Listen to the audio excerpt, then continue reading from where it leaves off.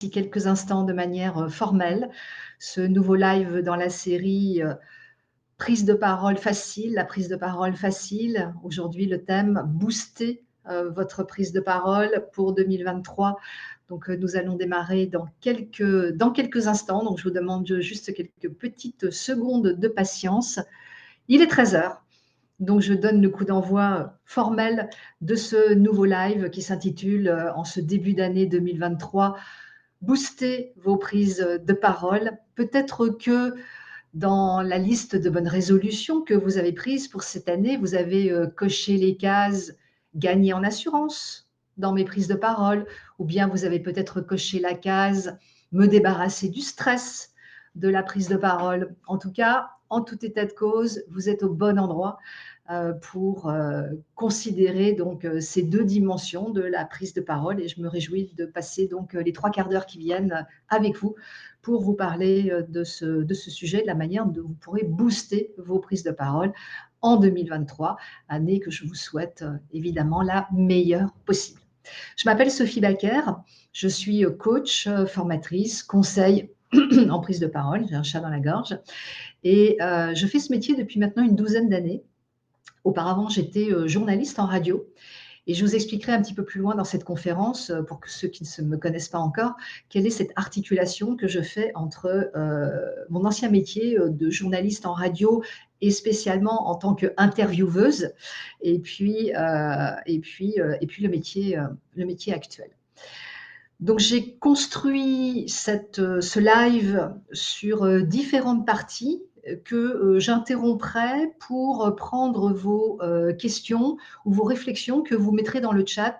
Donc je vous recommande vraiment de fonctionner de la manière la plus interactive possible, autant que nous puissions le faire évidemment dans le cadre d'une conférence dans laquelle vous ne pouvez pas prendre la parole parce que vous êtes beaucoup trop nombreux. À ce stade, vous êtes déjà, je ne sais pas, je n'ai pas mes lunettes, mais vous êtes plus de 100. 150 je crois. Donc vous ne pouvez pas tous intervenir à l'oral. En revanche, écrivez dans le chat, et puis moi j'essaierai de prendre à la volée vos questions, vos remarques, et de vous répondre au plus près de vos attentes, de vos situations telles que vous les exprimez dans le chat. Après, vous avez aussi dans le bandeau en haut de votre écran, dans le bandeau vert, vous allez prendre rendez-vous. Vous avez un bouton rouge sur lequel vous pouvez cliquer pour prendre rendez-vous avec moi. Alors, pourquoi faire prendre rendez-vous? Eh bien, c'est essentiellement pour que je puisse vous écouter, comprendre dans quelle situation de prise de parole vous vous trouvez, qu'est-ce que vous voulez améliorer, qu'est-ce qui bloque, qu'est-ce qu'on vous fait comme retour aussi, quelles sont les critiques. En général, on a toujours quelqu'un dans l'entourage qui dit « ouais, c'était pas terrible la dernière fois » ou bien « fais attention à tes mains ». Voilà. Et puis, on est là en face de ça et on se dit « mais ok, mais qu'est-ce que je peux faire pour améliorer ça? Qu'est-ce que je dois faire de mes mains? Qu'est-ce que je dois faire avec ma voix ?» Donc, autant de choses sur lesquelles nous pourrons discuter en face à face, dans toute votre singularité, si vous prenez rendez-vous en cliquant dans le petit bouton rouge. Voilà, ça c'est pour les modalités de fonctionnement. Maintenant, je vous propose de rentrer dans le vif du sujet. Alors, avec un premier partage de slides, donc ça c'est l'intitulé, et puis je vais venir maintenant sur le sujet de l'enjeu. En fait, si je vous pose la question de cette manière-là, quel enjeu pour vous? C'est parce que je me suis rendu compte que sur le sujet de la prise de parole, il y a toujours beaucoup de flou. En fait, on ne sait pas exactement ce que ça recouvre, on ne sait pas exactement quelle est la différence entre prise de parole et parler. Alors moi, je vais vous donner la réponse. La différence entre prise de parole et parler, c'est que derrière la prise de parole, il y a le sujet de l'obtention d'un résultat. C'est-à-dire qu'on cherche à obtenir quelque chose. On va dire que parler, ça sort comme ça vient de ses tripes et puis il se passe ce qu'il se passe. Mais quand on est en situation de prise de parole, il y a bien le mot prendre qui dit bien que je suis là pour prendre quelque chose, prendre ma place, prendre le pouvoir, prendre point, prendre position. Et donc, c'est ça qu'il y a derrière le sujet de la prise de parole. Et donc, comme il y a cette dimension de prendre, de prise, eh bien derrière, il y a des enjeux. Alors moi, je les ai catégorisés en 3 dimensions d'enjeux, et c'est important pour qu'on puisse ensuite, pour que je puisse ensuite vous donner des premières réponses sur le comment faire. Euh, c'est important de bien être d'accord avec ce que ça veut dire, que cette dimension d'enjeu. Dans quelle situation vous trouvez-vous, vous, chacun d'entre vous, par rapport au sujet de la prise de parole? Alors, première situation, pourquoi ça ne marche pas? Ça marche comme ça. Est-ce que vous êtes dans une situation, dans un enjeu qui est déterminant? Déterminant, ça veut dire que votre prise de parole peut déterminer votre sort à court terme, votre avenir à court terme et aussi celui de l'entité au nom de laquelle vous vous exprimez. Alors schématiquement, dans ces situations-là, vous avez la configuration dans laquelle vous seriez face à un jury de recrutement, dans un entretien d'embauche. Mais vous pouvez aussi, par exemple, vous retrouver en réponse à un appel d'offres, en finale d'une réponse à un appel d'offres où l'enjeu, il est déterminant, c'est-à-dire qu'il va réellement déterminer eh bien, l'avenir de l'entreprise pour laquelle vous travaillez et votre avenir tout court. Alors moi, je voudrais déjà vous voir dans le chat. Qui d'entre vous considère que vous vous trouvez dans une situation d'enjeu déterminant? Est-ce que vous êtes capable de vous dire, OK, effectivement, ma prochaine prise de parole, sa qualité va déterminer mon avenir de différentes manières. Alors, il y a des oui qui arrivent dans le chat. Oui, c'est mon cas. Voilà. Alors, ça défile très, très vite dans le chat, donc je n'ai pas le temps de voir qui répond et de quelle manière. Mais en tout cas, vous êtes donc bien au bon endroit. Vous êtes bien donc dans ces situations dans lesquelles vous n'avez pas le droit de vous louper. Après, il y a des situations qui sont à enjeu fort. Alors, quelle différence je fais entre un enjeu déterminant et un enjeu fort? Un enjeu fort, c'est un enjeu qui va devenir déterminant à moyen ou long terme. Je prends l'exemple que je citais d'ailleurs rapidement tout à l'heure. Votre chef vous dit, en sortie d'une prise de parole ou d'une présentation avec slide, votre chef vous dit, c'était trop long, on n'a pas bien compris ce que tu voulais dire. Okay. Donc là, vous faites quoi, vous, avec ce retour-là? D'ailleurs, le chef n'est pas forcément qui vous dit ça, il n'est pas forcément meilleur que vous en prise de parole. Simplement, il est en situation de vous dire, attention, warning, quand tu délivres en présentation, ben, tu n'es pas à la hauteur de tes compétences. C'est ça que vous devez entendre derrière cette critique, derrière cette réflexion. Vous n'êtes pas à la hauteur des attendus et il y a un écart. Ça, c'est un point qui est très important, j'insiste. Il y a un écart entre vos compétences intrinsèques et la manière dont vous les portez à l'oral. Elles doivent être raccord. Si elles ne sont pas raccord, vous perdez en crédit. En règle générale, vous êtes très compétent, mais parfois vos prises de parole ne sont pas à la hauteur de vos compétences, c'est-à-dire vous donnez le sentiment d'hésiter, votre corps se balance, oscille, est instable, votre voix dégringole, on ne l'entend plus en fin de phrase. Donc, ça vous pénalise parce qu'on a l'impression que votre compétence est moindre que ce qu'elle est objectivement et que c'est votre chef, celui qui vous a fait la réponse ou la critique négative. Okay, donc, un enjeu fort, ça veut dire que si vous continuez comme ça, vous risquez de perdre en crédit. C'est pas obligé, hein, je n'ai pas de boule de cristal, j'en sais rien, mais vous pouvez perdre en crédit. Qui se retrouve dans cette situation d'enjeu fort? Alors, pitch de présentation de l'entreprise. Ça, c'est déterminant ou fort. Hein. Enjeu pour ma micro-entreprise, dit Béatrice. Bah oui, eh ben oui, c'est la survie de l'entreprise qui se joue derrière les prises de parole. Alors, la survie d'une entreprise, d'une micro-entreprise, se joue aussi sur d'autres paramètres. Mais la prise de parole est réellement un levier d'action.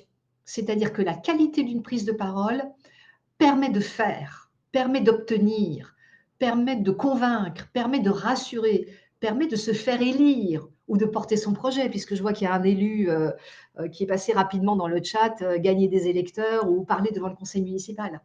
Exactement.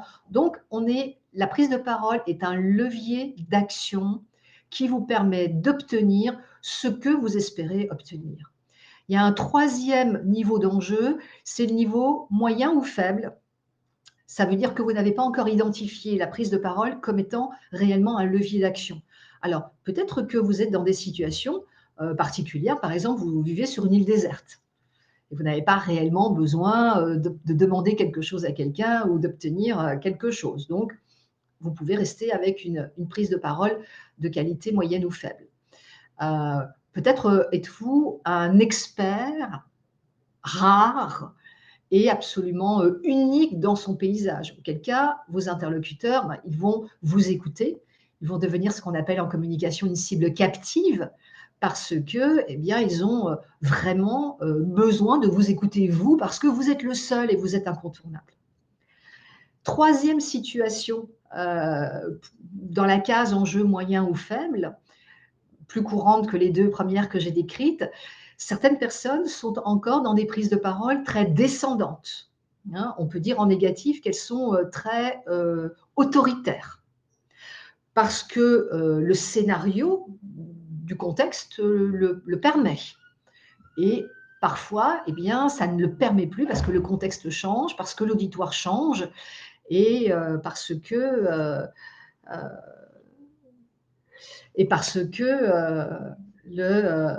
voilà, l'auditoire a changé. Je vois qu'il y a des problèmes de son peut-être pour certains, voilà, pour certains, mais je crois que vous êtes très nombreux. Alors j'espère que, voilà, j'espère que ça va tenir. Je vous demande de vous accrocher si jamais ça saute, parce que de mon côté, voilà, j'ai le bon niveau de, vous savez, les petites barres, les petites barres d'émetteurs de Wi-Fi sont OK. Donc, voilà. Donc, de mon côté, ça va. Bon, j'espère que pour le plus grand nombre, ça se passe bien aussi. Sinon, prenez rendez-vous. J'insiste, prenez rendez-vous. Ça ne vous coûte rien que 10 minutes, un peu plus, passez avec moi. OK, donc on est dans ces voilà, je restais sur enjeu moyen ou faible. Parfois, il y a des communicants qui sont encore très descendants, des dirigeants, des managers, parfois certains élus aussi, qui vont avoir une communication très descendante et qui considèrent que la qualité de leur prise de parole n'est pas vraiment un souci. Donc, l'enjeu par un moyen ou faible. Attention, attention, le monde change et l'auditoire aujourd'hui, il est beaucoup plus exigeant parce que sa bande passante, c'était le mot que je cherchais tout à l'heure, sa bande passante est saturée. L'auditoire change, le contexte change et certains managers, certains dirigeants que j'accompagne en témoignent. C'était confortable pour eux il y a encore 4 ans, 5 ans, sur les sujets de prise de parole, les présentations avec slides, les grands-messes ou les réunions en plus petits groupes. Tout ça, c'était très confortable pour eux. Et puis, le monde change, l'auditoire n'est plus captif de la même manière, il n'est plus attentif de la même manière. Et donc, la prise de parole devient vraiment un levier d'action. Voilà, ça c'était une première partie que je voulais partager avec vous. Avant, je crois que je vais enchaîner et puis je vous laisserai de manière un peu plus significative la parole juste après. Identifier les enjeux, ça permet de gagner en performance. Et comme je vous le disais sur le sujet de la prise de parole, gagner en performance, c'est obtenir des résultats. C'est obtenir le marché. C'est gagner l'appel d'offres. C'est obtenir le poste. C'est quoi d'autre? C'est obtenir la levée de fonds. C'est convaincre le conseil municipal d'un nouveau projet, d'une nouvelle ligne de budget. Bon, ça va être un sujet partout, hein, cette année, dans les entreprises, dans les administrations, dans les conseils municipaux, régionaux, départementaux, partout. Comment faire pour obtenir la ligne de budget qui vous paraît absolument indispensable pour porter vos projets, pour vous faire entendre, pour mener le monde là où vous souhaitez le mener du fait de votre action au quotidien. Alors, on a tous besoin de marquer des points, on a tous besoin de pouvoir se faire comprendre à certains moments parce qu'on est convaincu, parce qu'on connaît, parce qu'on est légitime. Donc, marquer des points en prise de parole, c'est se faire écouter, se faire entendre et se faire comprendre. Si vous n'avez pas ces 3 préalables, vous n'obtiendrez rien. Donc, c'est se faire écouter, se faire entendre, se faire comprendre, qui permet d'installer sa crédibilité, qui permet d'installer sa légitimité, qui permet de convaincre, qui permet de faire adhérer, qui permet aussi, c'est quelque chose, je crois que je n'ai pas encore nommé depuis tout à l'heure là, c'est de gagner en confiance, en assurance, assurance de soi, confiance en soi, pour que les autres sentent cette confiance intrinsèque et nous fassent confiance à leur tour. Si vous n'êtes pas confiant dans votre capacité à convaincre, on sentira le vibrato du doute et on adhérera, on vous suivra de manière bien moins évidente. Hein. Donc derrière tout notre sujet, là, il y a aussi la question du stress. Hein. Comment gérer le stress, comment gérer le trac, comment gérer tout ça. Donc, avant de passer à la suite, faire court, clair et concret, c'est réellement l'objectif de résultat que je vous propose d'obtenir. Court, il faut parler moins longtemps, mettre moins de data dans le scope, moins d'éléments, pour avoir quelque chose de moins dilué, de moins confus. Hein, donc, réduire les temps de parole, avoir un propos plus court, plus condensé, plus focalisé sur les attendus de l'auditoire, compte tenu du contexte dans lequel se déroule votre prise de parole. Être plus clair, c'est-à-dire plus factuel, plus concret, ça, c'est ce que j'appelle les 3 C dans ma méthode. C'est vraiment court, clair et concret. Alors, voilà, ça c'est une première grande partie qui pose le paysage et qui commence à vous donner les grandes lignes de la manière dont je peux vous aider, voilà, dans la manière dont je peux vous donner les premières clés pour obtenir ce résultat, pour adhérer à vos enjeux. Alors, moins d'anglicisme. Quelles sont les réactions? Quelles sont vos questions à ce stade? Je crois que vous avez bien identifié la question de l'enjeu. Maintenant, sur cet objectif de résultat, est-ce que vous arrivez à bien identifier les objectifs de résultat que vous souhaitez pour vous? Alors, quelqu'un dit moins d'anglicisme, et puis j'ai l'impression que, OK, il n'y a plus personne dans le chat là. Allez, racontez-moi, qu'est-ce que vous aimeriez pour vous? Qu'est-ce que vous aimeriez pour vous? Ah, je ne reçois plus les chats. Alors, tout dépend des secteurs d'activité. Oui, oui, oui, oui, bien sûr.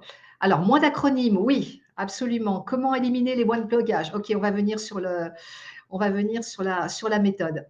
Peut-on aborder plusieurs sujets en une seule prise de parole? C'est une excellente question. Normalement, il y a un sujet principal qui fait matrice de sens et d'autres sujets qui viennent éventuellement s'y agréger.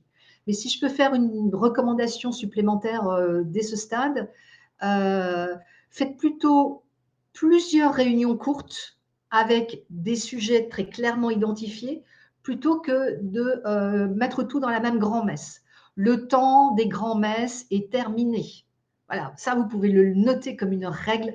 Le temps des grands-messes est terminé. Faites plusieurs prises de parole agiles, réactives par rapport aux situations, courtes, claires, concrètes. C'est ça qui va vous permettre d'avoir un discours très clair. Et j'attrape le chat, tout d'un coup, c'est remis en mouvement. J'attrape des choses dans le chat, oui. Pour avoir plus de confiance en vous, c'est plus simple aussi quand le propos il est très clair, quand vous savez exactement quels sont les contours de votre prise de parole, quand vous savez exactement comment vous allez pouvoir circonscrire le périmètre de votre intervention. Et c'est ça qui va vous faire gérer le stress. En fait, je commence à anticiper sur la suite et je vois dans le chat des questions sur la confiance en soi, sur le stress. Voilà. En fait, très souvent, on dissocie les deux. C'est-à-dire qu'il y a l'argumentaire, le propos, le discours, la présentation avec slide d'un côté, et puis de l'autre côté, il y a le stress. Mais en fait, les deux sont connectés.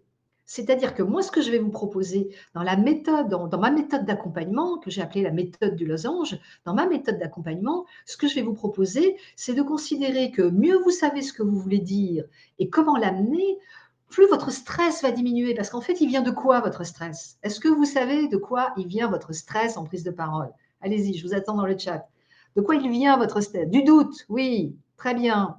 De la non-préparation, très bien. Du manque de confiance, du regard des autres. Oui, alors bravo, merci pour vos réponses. Le stress, il vient du doute, de l'incertitude, du manque de visibilité. Vous ne savez pas exactement si vos arguments sont valables. Vous ne savez pas exactement comment les dérouler. Vous avez pu préparer un petit peu, mais vous sentez que même quand vous préparez, on vous dit: «Non, mais tu aurais dû commencer par ceci, tu aurais dû parler de ça». Donc quand même les préparations parfois, même avec les préparations, parce que vous préparez à l'ancienne, même avec les préparations, eh bien, vous n'obtenez pas, les résultats attendus par rapport au temps investi. Donc en fait, pour revenir à mon propos, le stress, le doute, le manque de confiance, il vient de votre méconnaissance de la manière de construire votre argumentaire.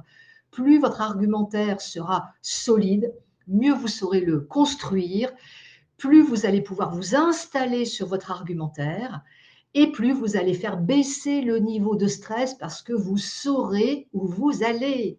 Donc ça, c'est la vraie bonne nouvelle. J'arrive pas à prendre toutes les questions dans le chat, donc prenez rendez-vous, puis on en parlera. Maintenant, ce que je veux faire, c'est passer à comment on fait court, clair et concret et à vous présenter ma méthode d'accompagnement. Donc, sur ce petit logo que vous connaissez probablement, il y a les trois marches. Et les trois marches, elles disent méthode, puis mise en pratique, et puis entraînement. Donc ça, c'est vraiment les trois socles de progression. Alors, je suis désolée, si vous ne faites rien, il ne se passera rien et vos prises de parole resteront ce qu'elles sont pour l'instant, c'est-à-dire dépendantes de votre forme, du public, justement, du contexte. C'est en mettant de la méthode, comme pour n'importe quel apprentissage, un sport, musique, conduite automobile, tout ce que vous voulez, c'est en mettant de la méthode, de la mise en pratique et de l'entraînement qu'il se passera quelque chose. Ça ne veut pas forcément dire qu'il faut bosser pendant 2 ans. Ça veut dire que quelques séances peuvent largement suffire, c'est le cas la plupart du temps. Mais il faut se mettre dedans. Alors, se mettre dedans, pour se mettre dedans, j'ai inventé la méthode du losange. Alors, pourquoi losange? D'abord, déjà, pourquoi une méthode? Eh bien, pour les raisons que je viens de dire. C'est-à-dire que c'est un apprentissage et c'est plus facile d'apprendre quelque chose quand il y a des outils et de la technique. S'il n'y a pas d'outils, il n'y a pas de technique, vous ne savez pas ce sur quoi vous appuyer. Donc, vous n'avez pas de référentiel. Si vous n'avez pas de référentiel, vous ne pouvez pas améliorer le geste. Ça marche au tennis, au foot, au rugby aussi probablement, au piano, à la guitare, la conduite automobile. Si vous ne savez pas comment vous faites ou comment faire, vous ne pouvez pas améliorer. Donc, c'est très important d'avoir une méthode. C'est ça qui va faire, qui va consolider l'argumentaire et qui va du coup faire baisser le niveau de stress parce que vous allez être installé solidement quelque part. Ok. Donc ça c'est voilà, ça c'est la méthode du losange. Ensuite, pourquoi le losange? Eh bien, tout simplement parce que j'avais constaté, je faisais allusion à mon ancien métier de journaliste radio et donc d'intervieweuse, c'est pas très joli, mais je faisais beaucoup d'interviews. Euh, je me rendais compte que, en fait, tous mes interlocuteurs, à peu près tous, construisaient leurs propos en mode thèse, antithèse, synthèse. Grand A, grand B, grand C. On part du plus large, on va vers le plus singulier, le plus spécifique. Dans mon métier, dans le métier de la communication, on représente l'ancien modèle narratif, le mode thèse, antithèse, synthèse, par un entonnoir. On va du plus large au plus étroit. Moi, je me suis dit, j'ai besoin, pour capter mon auditoire, que ce soit en journaliste ou pour aider en tant que coach mes champions, eh bien, je vais commencer par renverser l'entonnoir. Donc, d'un entonnoir, j'ai fait une pyramide que j'ai refermée parce que ça ne me plaisait pas que la base soit très évasée. Et donc, j'ai conçu la méthode du losange pour signifier que le propos est bien circonscrit, il est bien périmétré. Tout à l'heure, je disais parler court, parler en mode focal, mettez la focale narrative à un endroit, plutôt 2 réunions courtes qu'une grande réunion toute seule. Okay. Donc ça, c'est le losange. Alors, le losange, qu'est-ce qu'il dit? Qu'est-ce qu'il y a dans cette méthode du losange?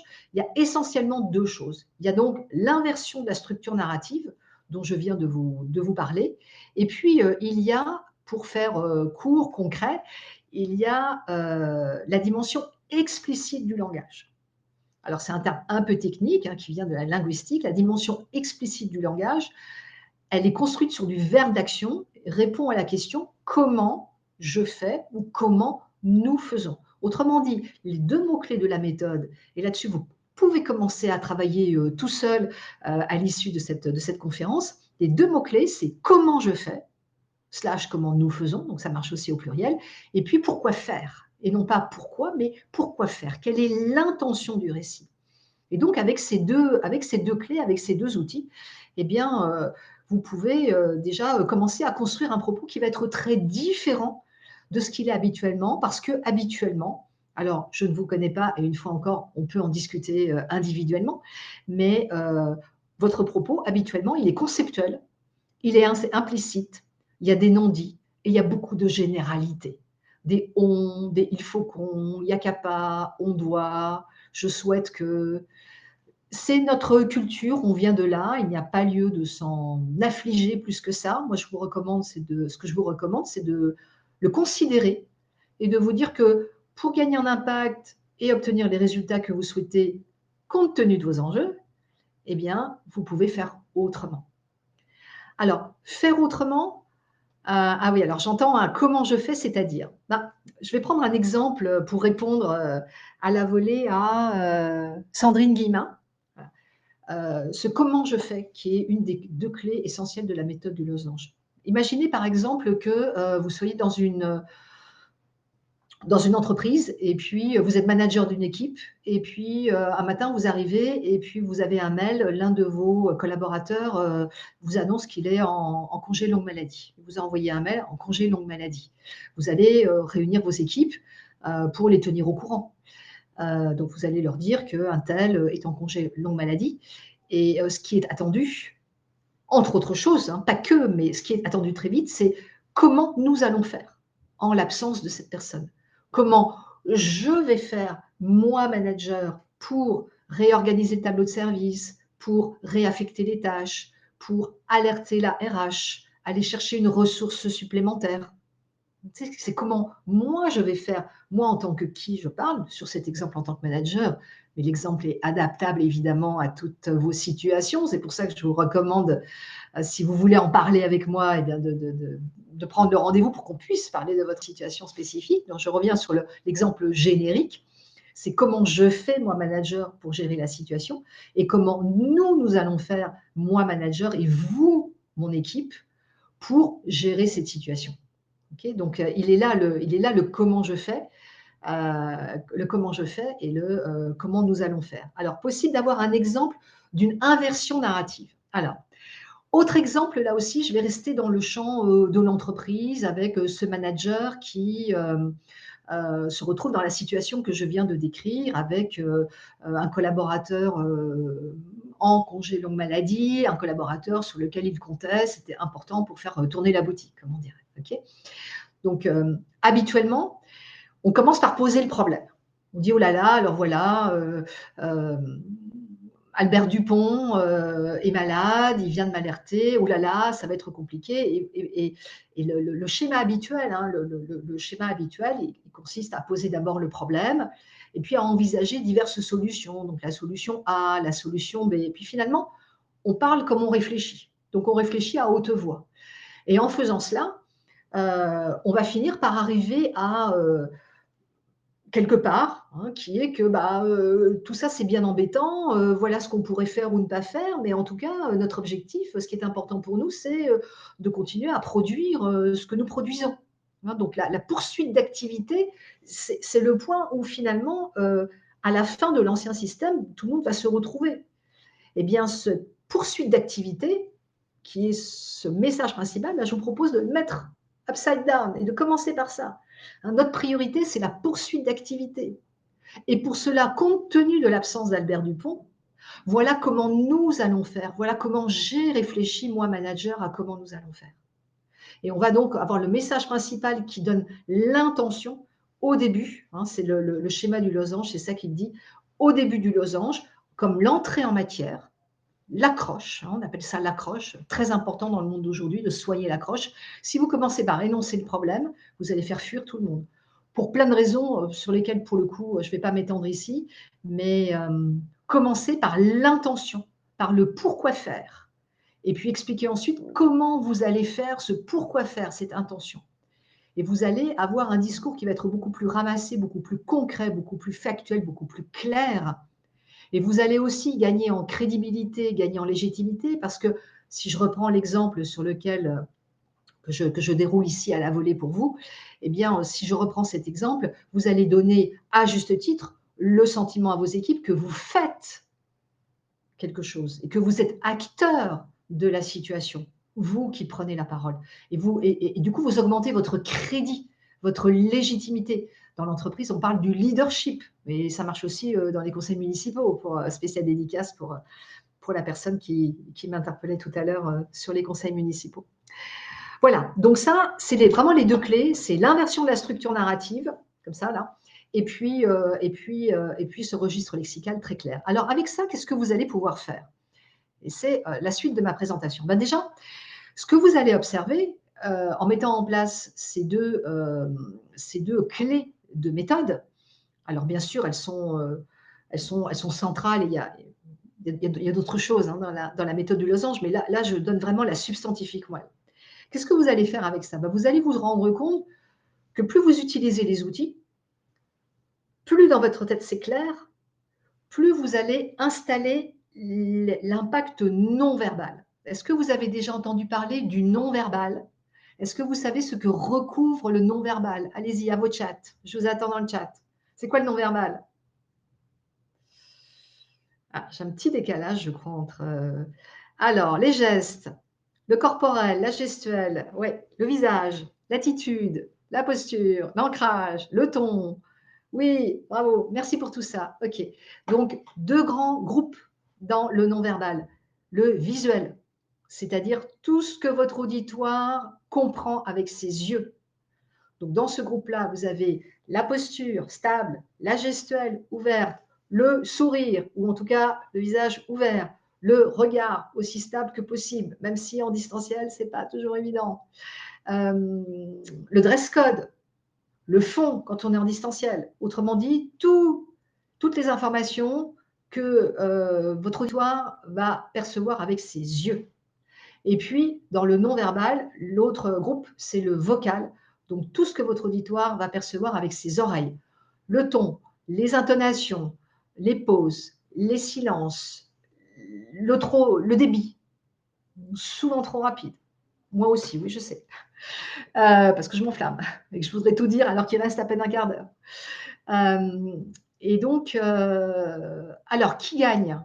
Oui, le phénomène des gestes parasites. Bien sûr, les gestes parasites. Je ne sais pas qui me dit ça, mais oui, Emmanuel, bien sûr, Emmanuel, les parasites. OK, qui gagne à votre avis? Verbal ou non verbal? Alors, qui gagne? Verbal ou non verbal? Les deux. Non, pas les deux, non. 50-50, non. Ah non, c'est pas 50-50. Et non, c'est pas 50. C'est le non verbal qui gagne par rapport au verbal. Et c'est le non-verbal qui gagne de manière absolument majeure. 55% d'impact pour le visuel, pour 38% d'impact pour le vocal. Ça fait 93% d'impact du non-verbal versus 7% pour le verbal. Ça, c'est la loi de Mehrabian. C'est la première. Monsieur Mehrabian, c'est le type qui a inventé cette mesure d'impact dans les années 60.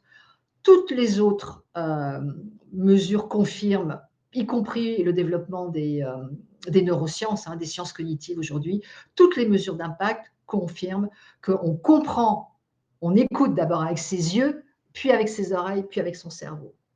Donc pour en revenir à la méthode, plus c'est clair dans votre tête grâce à l'utilisation des outils de la méthode, plus votre corps va pouvoir prendre sa place, prendre son ancrage, plus votre gestuelle pourra être naturellement ouverte, plus votre voix sera au bon niveau dans ses intonations, dans son débit, dans sa prononciation. Donc c'est le 3 en 1, okay, c'est en travaillant c'est-à-dire la construction du récit, vous allez avoir un impact positif sur votre argumentaire, le verbal, sur votre gestuelle, posture, ancrage, sourire, mimique, expression faciale, et sur le débit de la voix, les intonations. Donc, vous allez travailler le 3 en 1, c'est-à-dire avec la méthode, augmenter les trois dimensions à l'unisson. Oui, c'est exactement ça. C'est 93 non-verbal et 7% le verbal. 55, 38 et 7, ouais, c'est exactement ça. Merci de le mettre dans le chat, comme ça c'est plus clair. Alors, du coup, une fois qu'on a ça entre les mains, qu'est-ce qui peut se passer?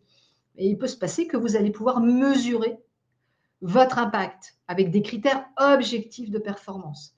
Moi, je travaille toujours avec des enregistrements, audio quand on est en distanciel, vidéo quand on est en présentiel, pour pouvoir ensuite réécouter, revisionner les enregistrements et débriefer avec des critères objectifs de performance. C'est-à-dire que ça, c'est vraiment le nouveau monde de la prise de parole, c'est que, et de la communication en général, mais là on est vraiment sur la communication orale et la prise de parole, c'est qu'aujourd'hui, ce sont des critères objectifs de performance qu'on prend en compte.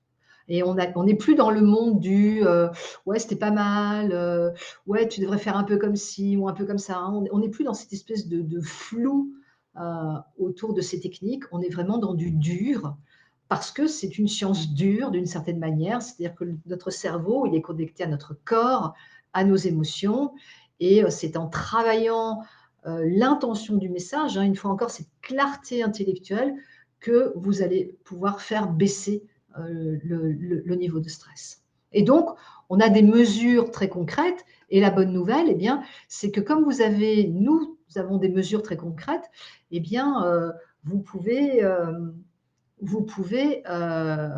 aussi mesurer votre courbe de progression. Redonner les critères des pourcentages. Oui, je vais vous les donner. Vous pouvez mesurer, hein, c'est le schéma que je vous projette, vous pouvez mesurer votre progression, votre courbe de progression. Alors, elle n'est pas stable, hein. J'ai enlevé les slides, hein, ne vous étonnez pas. Elle est pas stable, hein. Il y a ça va, ça vient, mais de manière évidemment générale, absolument générale, la courbe de progression, elle monte. Pourquoi? Parce que vous avez de la technique, de la méthode, et que vous savez comment faire. C'est-à-dire que tant qu'on ne sait pas comment faire, tant qu'on ne sait pas quoi faire, on ne peut pas s'améliorer.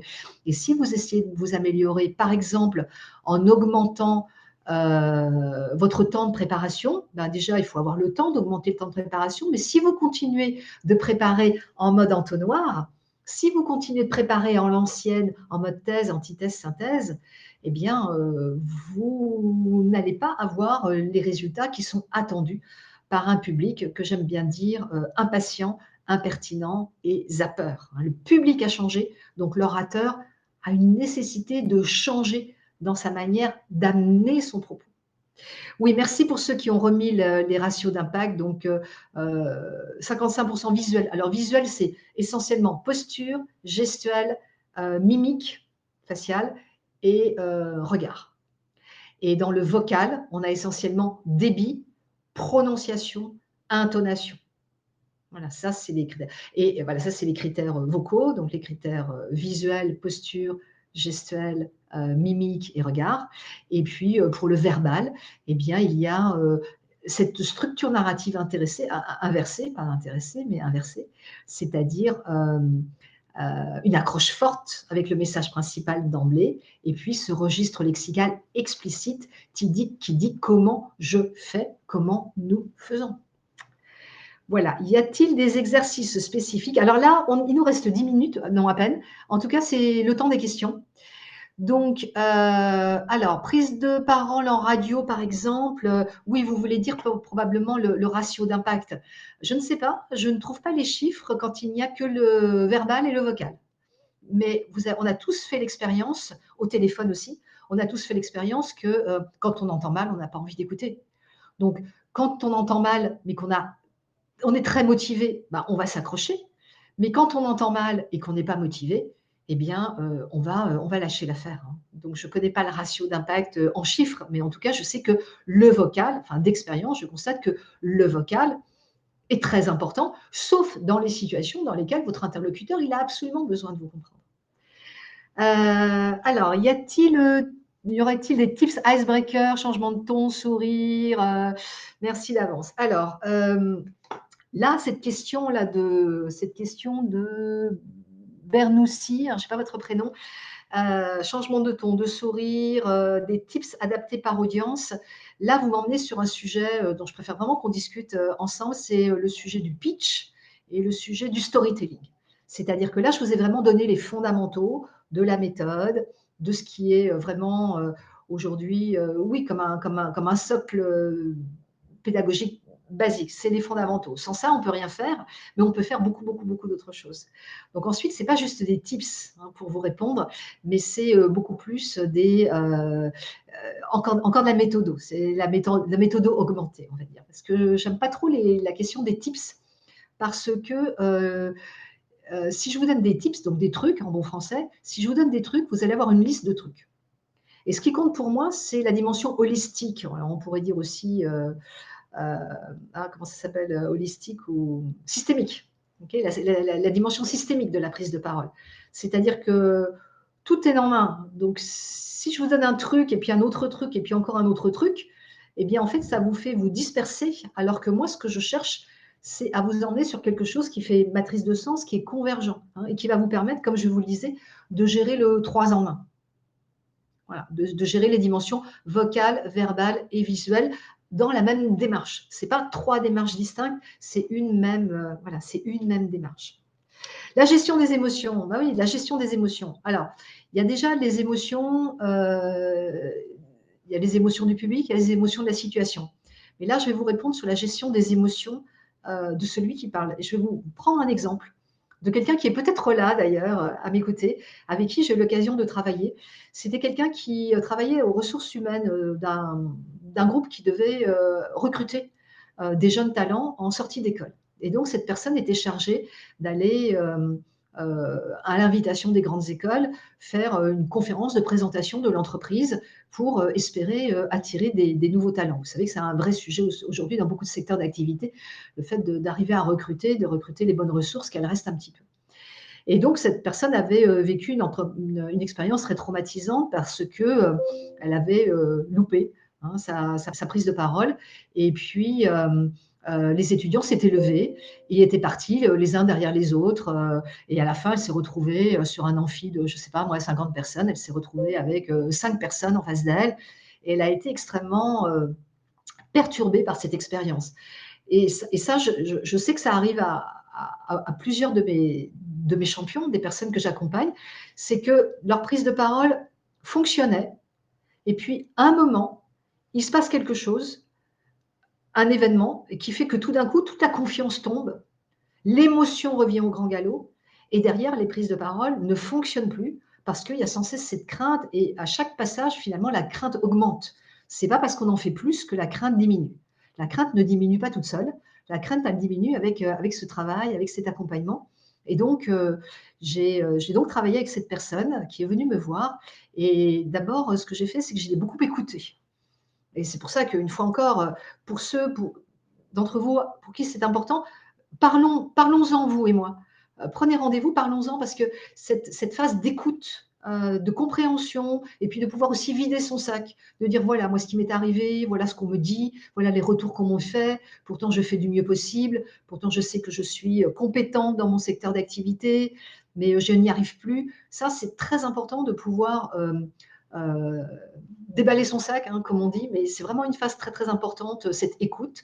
Et puis ensuite, nous avons envisagé tout un parcours d'accompagnement, donc avec cette personne que j'ai en tête, mais de manière plus générale aussi. Et nous avons calé en tout 3 séances, pour vous dire à quel point ça a été vite. D'habitude, je propose 4. Là, elle n'avait pas le temps, elle n'avait pas envie, elle était perturbée. On a calé 3 séances.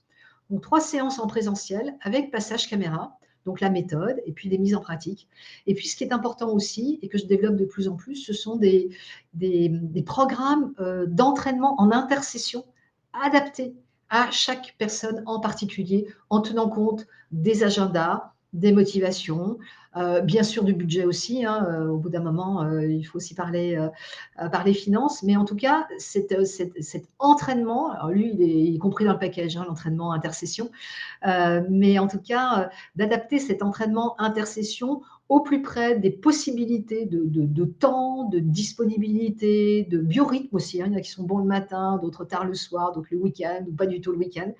Et donc, nous avons mis en place cet accompagnement sur 3 séances avec ces 2 parcours d'entraînement entre les 2 intercessions. Puis après, elle a continué toute seule à s'entraîner. Et aujourd'hui, elle recrute formidablement. Et les étudiants, ils restent dans ces conférences. Voilà, si elle est là, elle peut témoigner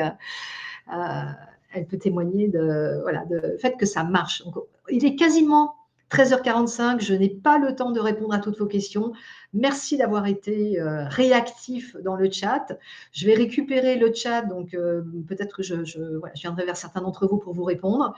Je vous souhaite de nouveau une très très bonne année 2023. Prenez soin de vous, peaufinez vos prises de parole. C'est un super levier d'action, que vous soyez en mode enjeu déterminant, enjeu fort ou enjeu moyen. C'est un super levier d'action. Embarquez-le, servez-vous-en. Utilisez les recos que j'ai pu vous faire pendant ce live. Et puis, je vous donne rendez-vous pour la suite, d'une manière ou d'une autre. Je fais un live à peu près chaque mois, donc si vous voulez revenir, ça sera avec plaisir que je continuerai à répondre à vos questions. Prenez soin de vous, belle année 2023 et belle prise de parole face à un large public ou à un public moins large. Ciao, ciao, à bientôt, prenez soin de vous, belle année.